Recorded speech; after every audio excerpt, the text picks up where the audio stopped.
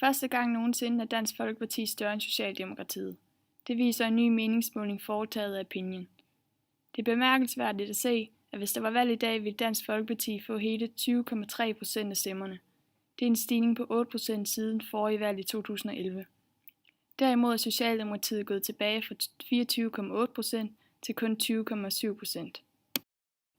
Hvilke årsager vurderer du der til, at Dansk Folkeparti er i kraftig fremgang? Flere eksperter sagde i forbindelse med, at Pia Kjærsgaard hun gik af, at DF nok ville se en nedgang i vælgere, fordi at Pia Kjærsgaard var den her meget profilerede person, og at hun var grunden til, at folk de stemte på DF. Men det har faktisk vist sig at være den stik modsatte udvikling, og det mener valgforsker Johannes Andersen, at der er en logisk forklaring på, fordi at den nye partileder Kristian Thulesen Dahl har været karakteriseret ved, at han var lidt mere saglig end Pia Kjærsgaard, og folk de har stolet lidt mere på, hvad han har sagt i forhold til hende. Plus at Pia Kjærsgaard hun havde det med meget at appellere til følelser, og det kunne godt gøre, at hun ramte dem på en negativ måde, hvorimod at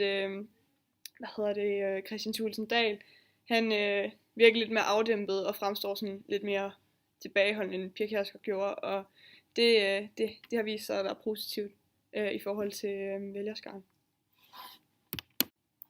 Ifølge DR's politiske analytiker Jens Ringberg skal netop Kristian Thulesen Dahl tildeles en meget stor del af æren for, at det går så godt for Dansk Folkeparti for tiden. Han kalder det Kristian Thulesen Dahl-effekten, fordi han tiltrækker folk, som er utilfredse med Socialdemokratiet. Er du enig i Jens Ringbergs holdning? Ja, fordi jeg synes, at han har ændret Pia Kjærsgaards værdigrundlag, og han får i stedet sendt et signal om retfærdighed og tryghed, og det appellerer til en stor vælgerskare.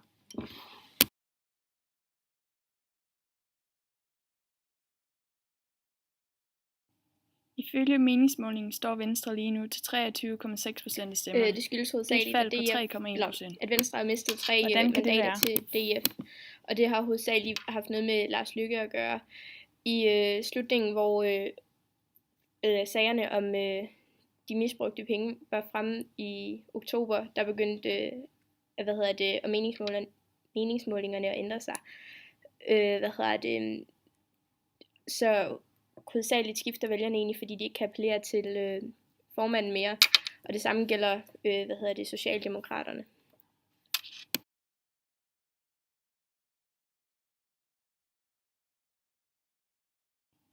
Kasper Møller Hansen, som er professor i statskundskab ved Københavns Universitet, udtaler: Lars Løkke Rasmussen baserende bilagssag om tøjindkøb og familierejse på Venstres regning er i dag årsag til, at vælgerne flygter fra partiet. Er du enig i Kasper Møller Hansens udtalelse? Penge, der var afsat til ulandsbistand på dyre rejser og tøj, har givet en negativ omtale af Venstre, og at det er direkte årsag til, at vælgerne flygter fra partiet.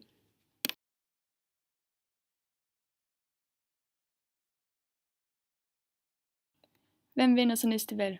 Blå blok eller rød blok? En ny meningsmåling fra Opinion giver rød blok en vælgeropbakning på 44,9%, mens blå blok står til 55,4% af stemmerne. Så hvis der var valg i dag, ville blå blok vinde.